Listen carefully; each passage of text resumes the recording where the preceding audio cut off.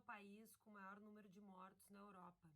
Esse número foi alcançado já na terça-feira, computado, divulgado oficialmente, são mais de 100 mil mortos. E por isso foi um dia muito pesado aqui ontem em Londres, porque o primeiro-ministro sempre tem uma coletiva de imprensa durante os lockdowns, às 5 da tarde, horário de Londres, 2 horas, horário do Brasil. E depende, alguns ministros que comandam essa conferência, essa entrevista coletiva, esse pronunciamento. Primeiro, eles atualizam as informações e depois repórteres, jornalistas podem fazer perguntas e até integrantes do público pré-selecionados. Mas na terça-feira foi a vez do primeiro-ministro e ele, visivelmente abatido, num tom super sombrio, pediu desculpas, disse que se responsabilizava, já que ele é o primeiro-ministro desde o início dessa pandemia e assumia todas as responsabilidades. Ele foi além e disse que sim, erros foram cometidos pelo governo e eles devem ser revisados para não serem repetidos. E isso deixou claro que algo que se fala tanto lá do início da pandemia, a necessidade do inquérito independente, uma investigação para apurar por que esses erros foram cometidos e contratos que são superfaturados ou não, ou para pessoas ligadas ao governo. Olha, uma série de denúncias. Claro que não tem como colocar a responsabilidade aí toda, de 100 mil mortos no governo do Boris Johnson somente, A gente vê todos os países aí lutando e se debatendo para conter essa pandemia, mas que tem algumas críticas muito fortes ao governo dele. Sim, primeiro, o primeiro lockdown, a Inglaterra demorou muito para decretar e se fechar. O primeiro-ministro negou um pouco, ou melhor, minimizou um pouco a gravidade dessa pandemia no início.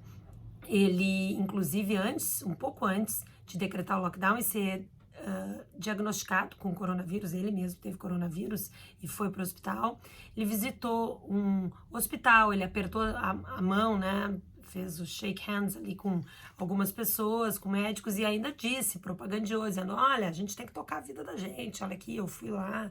Então, tudo isso, claro, tá no saldo negativo, mas a preocupação, assim, o tom que a gente vê desde ontem é de mostrar o luto que o país está e esse momento muito triste, para não ser só um número.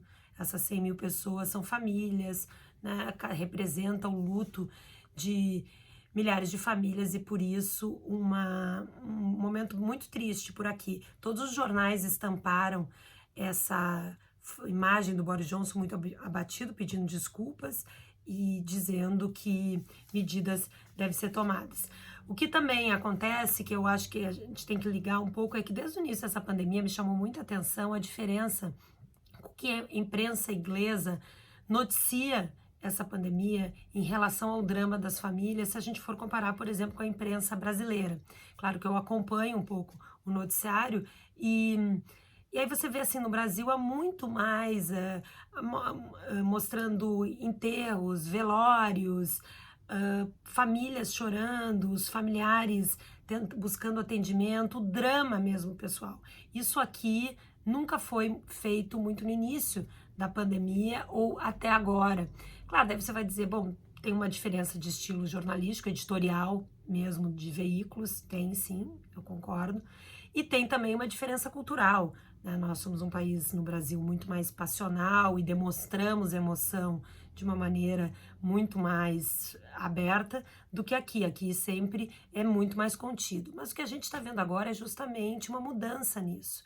Há pelo menos uma semana, assim, uma enxurrada de matérias nos jornais, na televisão, no rádio, mostrando, dando cara, dando voz a quem são essas vítimas, aos familiares, a dramas, a médicos que estavam na linha de frente, a famílias, por exemplo, que perderam 2 familiares ao mesmo tempo, muitos familiares foram contaminados e acabaram falecendo. É uma mudança grande e a gente pode se perguntar por quê, Acho que primeiro caiu a ficha, 100 mil mortos é um número muito impactante. Depois, como tem uma saturação das pessoas aqui já dessas medidas restritivas, o governo tenta sensibilizar também a gente que diga que algumas manifestações são para colocar medo, ameaçar as pessoas, mas nada mais eficiente do que você mostrar que é de verdade. Então, esses dias a BBC colocou uma matéria no ar que realmente foi muito emocionante. O repórter tinha estado num hospital, visitou alguns pacientes na CTI, claro, devidamente protegido, e aí entrevistou uma senhora. Essa senhora estava, né, com oxigênio, com auxílio de oxigênio para respirar, ela com dificuldade, falou, olha, vamos se cuidar, isso é de verdade, não é uma gripezinha. Ela fez todas essas declarações e disse mais, né? É tão pouco que está se pedindo, use máscara, se mantenha distante, mostrando, claro, que era um drama.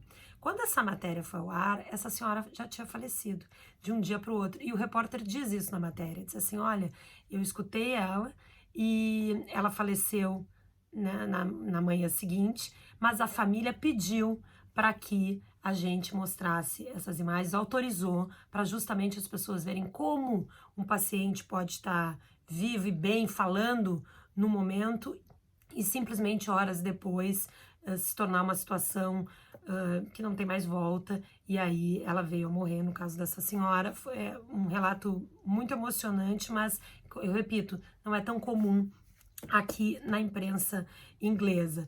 Aí você tem a capa do Times de hoje também, com as fotos de muitas pessoas. Claro, não é que não estava, ninguém mostrava o drama das pessoas, mas não nessa intensidade, não com essa emoção e visivelmente para mostrar para as pessoas que é de verdade essa pandemia. É uma mudança de tom no momento que o governo faz também um alerta claro, dizendo o seguinte, olha, parece que nós estamos tomando medidas mais duras, mas nós precisamos endurecer mais, ser mais rigorosos no início para conter essa pandemia. Boris Johnson está sob forte pressão porque as escolas estão fechadas, ficariam até meio de fevereiro, há uma expectativa que ele amplie essa extensão desse fechamento das escolas, esse lockdown, mas a preocupação com saúde mental aqui é gigante, e claro, obviamente com a perda e com o que está se prejudicando aí a vida acadêmica dessas crianças. Mas um grupo de pediatras dos mais renomados e de instituições muito conhecidas publicou uma carta aberta falando sobre isso, justamente sobre o problema de saúde mental, a preocupação com crianças e adolescentes, crianças que vivem sozinhas, né? Não têm irmãos, por exemplo, não interage com nenhuma outra criança, o ensino solitário e por aí vai.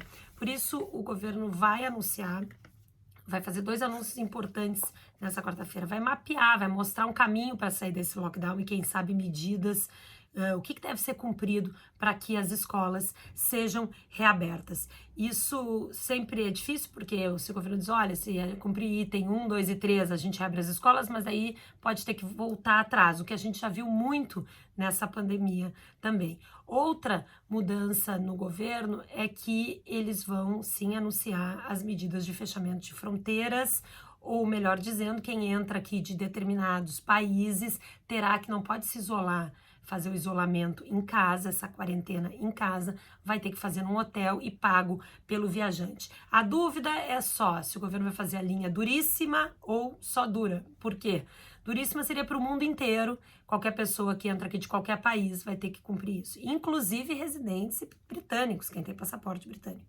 Mas, quem sabe, num primeiro momento, eles implementem, que é a tendência forte no momento, só para quem vem de alguns países da América do Sul, também África do Sul, Portugal, estão até pensando em Dubai, porque é uma rota que muita gente está usando para sair desses locais e fazer conexões para entrar aqui. Essa é uma das possibilidades. Por que para o mundo inteiro não deve acontecer já nesse primeiro momento? Não quer dizer que não vá acontecer.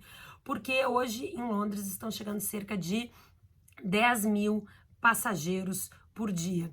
A capacidade de hotelaria nas proximidades ou não muito distante dos aeroportos é de 8 mil leitos. Então, quartos, melhor dizendo, né? Então, primeiro a rede hoteleira tem que dar conta dessa demanda, você tem que montar esse esquema, você imagina, as pessoas têm que sair do aeroporto escoltadas, tem que haver esse transporte, né? Existir esse transporte até os hotéis tem que ter segurança para tudo isso, alimentação, e eu lembro que quem vai pagar essa conta é o viajante, algo em torno de 1.500 libras, mais de 8 mil reais. Eu vou atualizando vocês por aqui e também lá no meu Instagram, o @fzafari. Assina aqui o canal no inscrever-se, porque daí você fica sabendo quando tem vídeos novos e atualizações.